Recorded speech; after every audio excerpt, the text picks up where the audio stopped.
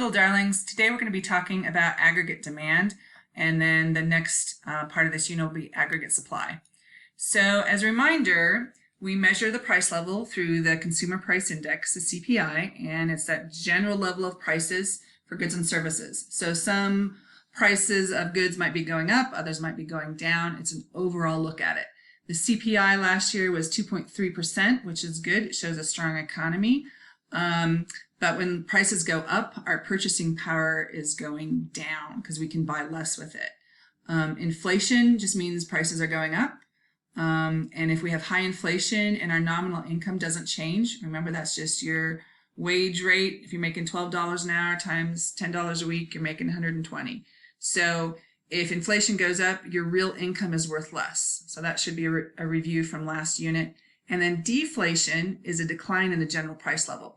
Typically, we only see deflation in a weak economy. So due to the pandemic, we might be seeing some deflation of the overall price level going down because as people lose their jobs, that tends to be what happens.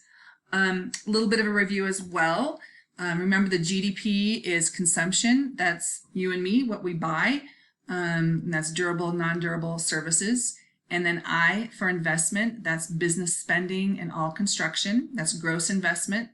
And then government spending on roads and schools and bridges and whatever. And then net exports, so exports minus imports. Government spending is going to go up, but it won't count towards GDP because transfer payments aren't included. You're just moving money around. So it's got to be government's buying something.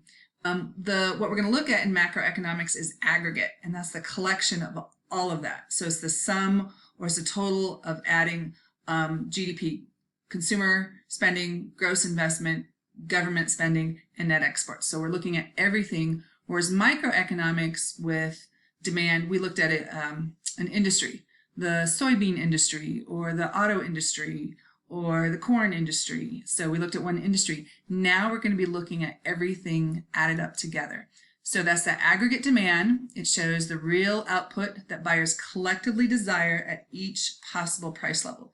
So if the price level goes up, the quantity of real GDP demanded goes down. It's a downward slope, just like before, but it has to be labeled AD for aggregate demand. And so at a lower price level, the quantity of real GDP demanded increases. So it's an inverse relationship.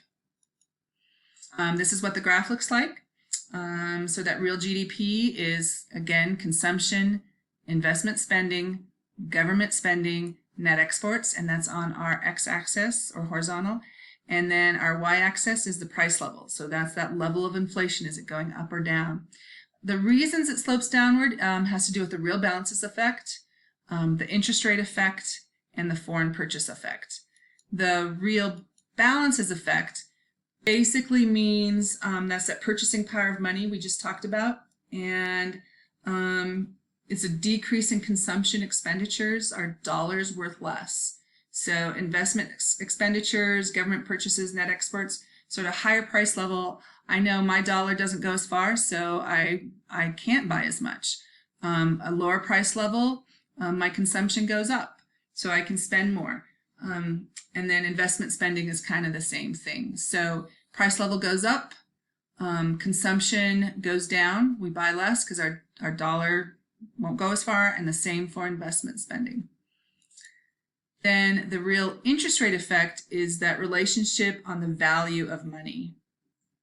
So that real interest rate effect suggests that if the price level goes up, we need more money. And think about it, that makes sense. So right now, let's say gas is, I think, close to $2 a gallon, depending upon where you buy it. Let's say in 6 months, I don't know, we close all the borders, we no longer get gas from Canada, our refineries blow up, etc. And the price of gas jumps to $6 a gallon. Suddenly, instead of being able to fill my gas tank up for $20, it's going to be $80 to fill it up. Groceries would end up being more expensive because of distribution of food with trucking and transportation. And so the value of money would go up, the interest rate, and this is assuming that we're keeping the supply of money fixed. We'll have a graph for the supply and demand for money. but I would need more money. So the value of money is worth more. So the interest rate would go up, and my consumption would go down. I'm not going to buy new things or new clothing or new shoes at a higher interest rate, or a new car, new house, bigger investments. Same with businesses. A higher interest rate, they're going to invest less. If the interest rate goes down, I'm going to buy more. I'm going to maybe buy a new car because it's so cheap, or maybe I'm going to buy a new house. Or in businesses are like, oh man, the interest rate is so low, it's 2%. I'm going to expand my business and add a new location. And then the foreign purchases effect is when that price level goes down, other things being equal, we're looking at our relationship with other countries. U.S. prices go down relative to foreign prices. It makes our goods and services cheaper. So it's going to increase our imports. The second bullet is if the U.S. price level goes up and those exchange rates respond slowly, people from Canada or Mexico come here. Suddenly our goods and services, or not here, but are buying things that U.S. produces. Our price level goes up, our goods and services are more expensive. A decrease, the third bullet, in our price level, so we're having deflation, prices are going down, then suddenly our U.S. goods are cheaper. So if you think about when you travel to a foreign country, Mexico used to be really cheap to go to. Their price level has gone up because of their expanding middle class, but you used to be able to go there and buy tons of stuff. My husband and I went to Portugal and Spain a couple summers ago because they were the cheapest countries to go to in Europe at the time.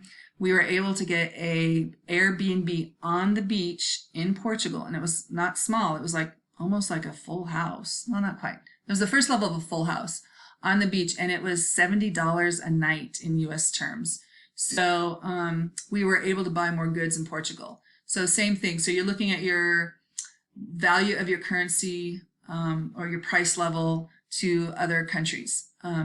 So that also is one of the reasons that aggregate demand is downward sloping.